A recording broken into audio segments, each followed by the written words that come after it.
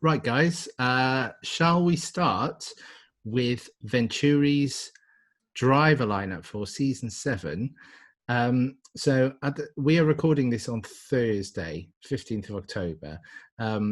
We are talking about this now, but we are not allowed to release this episode until after 5 p.m. tomorrow, Friday, which is when Venturi will be officially unveiling their new driver for season 7. And we can reveal, although by the time you listen to this, you might already know, that that driver is Norman Nato.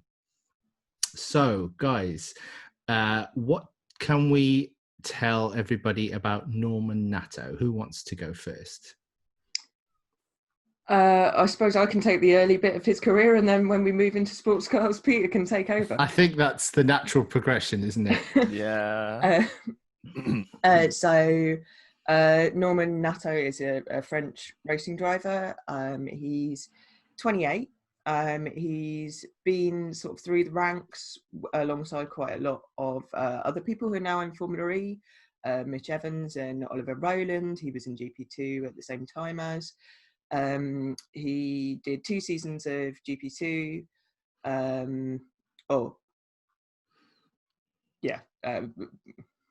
He was the vice champion in Formula Renault 3.5, I think, which is probably his sort of like most notable junior career thing.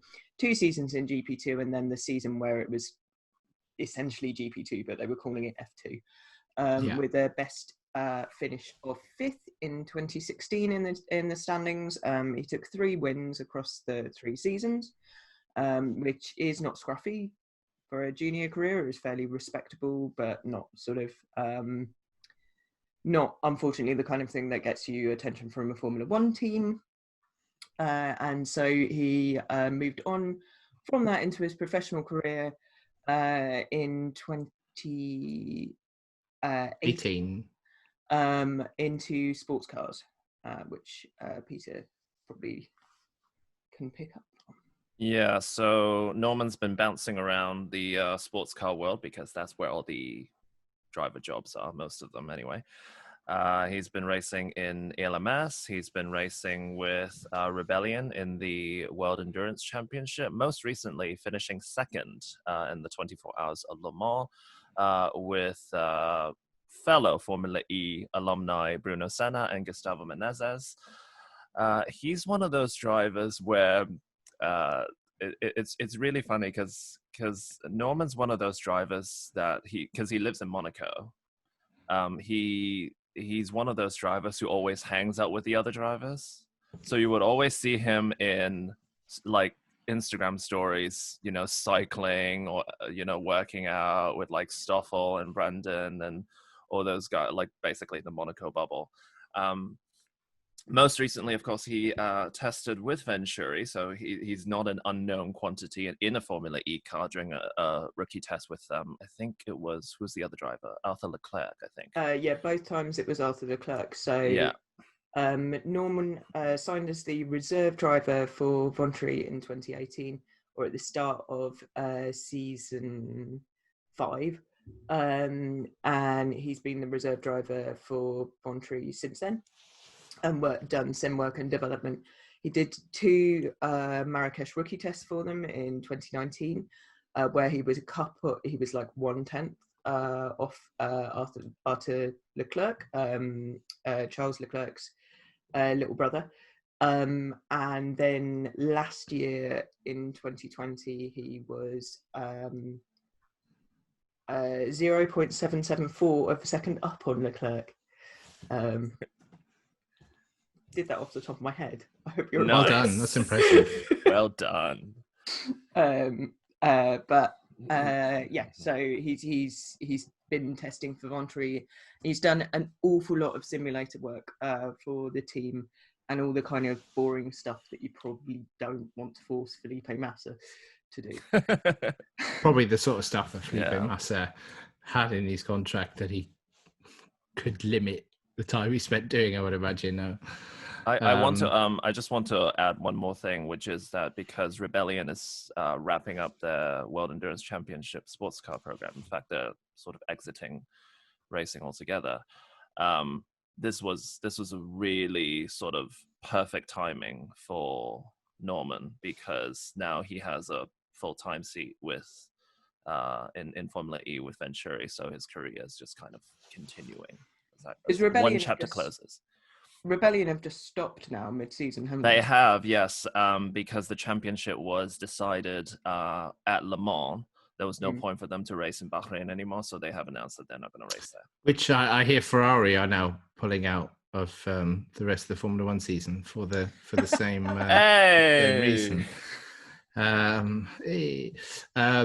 Yeah, so I spoke to Norman this morning, Thursday morning, and we had a good chat about his new role. And the thing I would say that struck me about Norman when speaking to him this morning is obviously he's super excited. He's very, very, very, very happy to have the opportunity, and he was very appreciative of Susie and the Venturi team for putting their trust in him to give him the race seat, because there have been other drivers linked with that seat, and there were talk of maybe would Venturi maybe go for another seasoned ex-F1 name.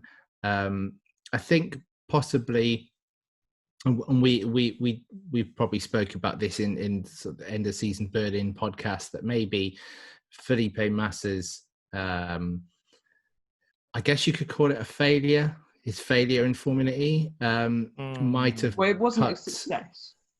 Well, Yeah. I guess in that case, then it was a letdown. If you have binary points on it, then by default not being a success. His lack of success. His lack of success. Well spun there. Might have possibly put Venturi and maybe other teams off from going down that route, and I think for many reasons, as you guys have just mentioned, his experience in testing over the last couple of years with Venturi, and also his experience in sports car racing, probably make him fairly well placed to adapt to Formula E, I think. Quick learner.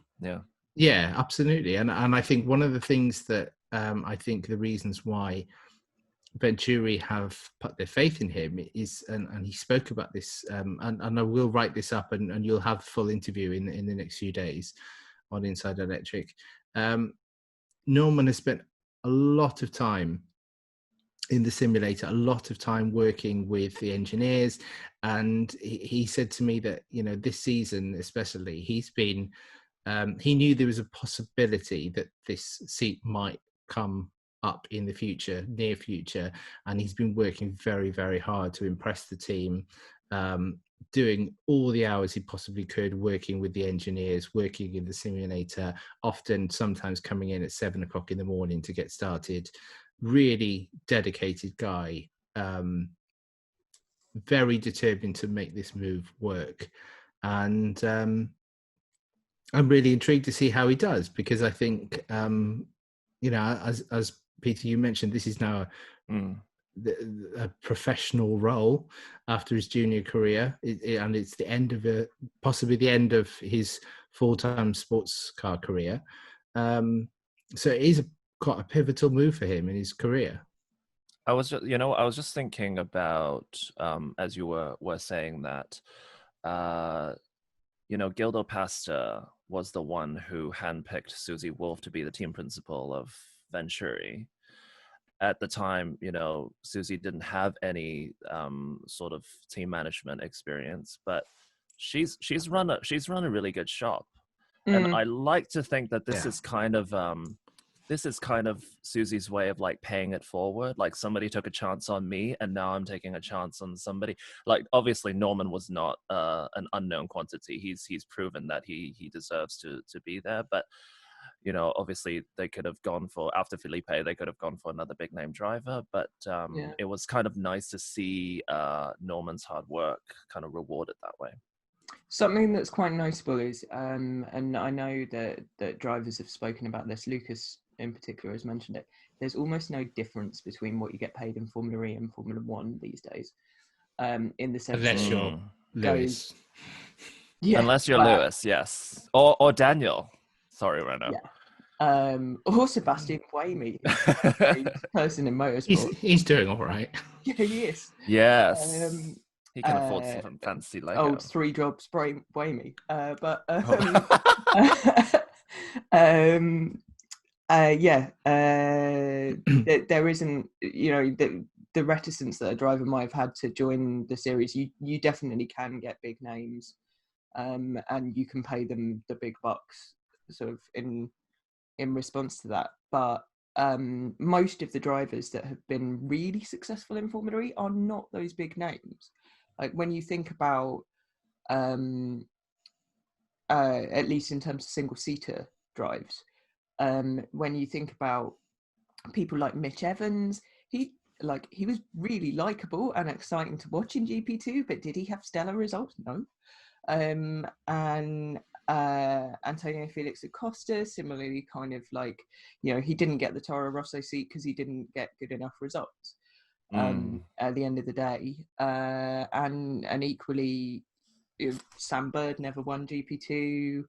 Um, and even Lucas Di Grassia, who, if he hears this, he'll have a go at me. But his junior career results were not,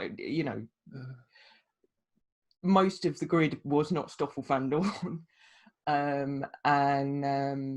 Those drivers are the ones that are really successful in Formula E, partly because they probably sort of are a bit more able to take knocks. They're a bit more able, for whatever reason, if you've had a slightly disrupted career and you've had to sort of suck it up a couple of times, drivers seem to be much more able to deal with Formula E and to deal with the car will not be perfectly set up. It's always going to be a bit of a nightmare to drive because that's just how it is. And you're going to have these like up and down seasons, and you're just going to have to hold it together throughout that. So I think Norman's a really solid choice. We know he can be fast. We know he can get results, and he's worked, really professionally within the sports car teams that he's been driving for the last 3 years.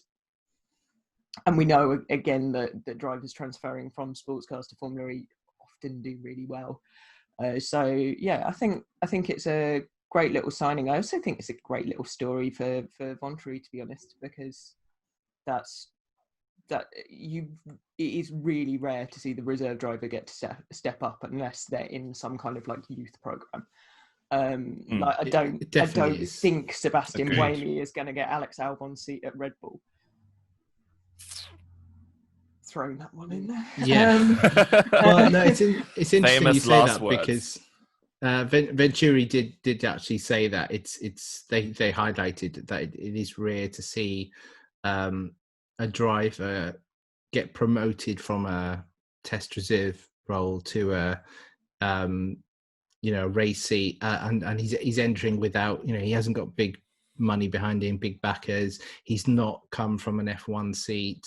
He's and like you say, I think maybe being battle hardened through having to sort of fight your way through junior career where you haven't always been in a top team, you haven't had everything sort of perfect for you. You've had to sort of fight in sports car racing to sort of get those results and get recognized. I think it will serve him well actually when he steps up. The other thing as well, which is interesting about this, is obviously we know Felipe Massa, his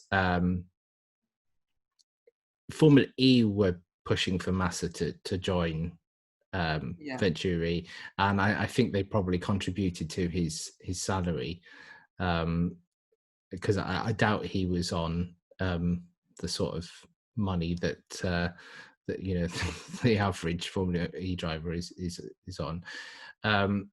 But what's interesting about that is now that Massa's departed, with Venturi having that close link with Mercedes, there might have been some suggestion that would Mercedes have an influence on that second seat? Would they maybe push Venturi to take a driver who has some affiliation with Mercedes in some way?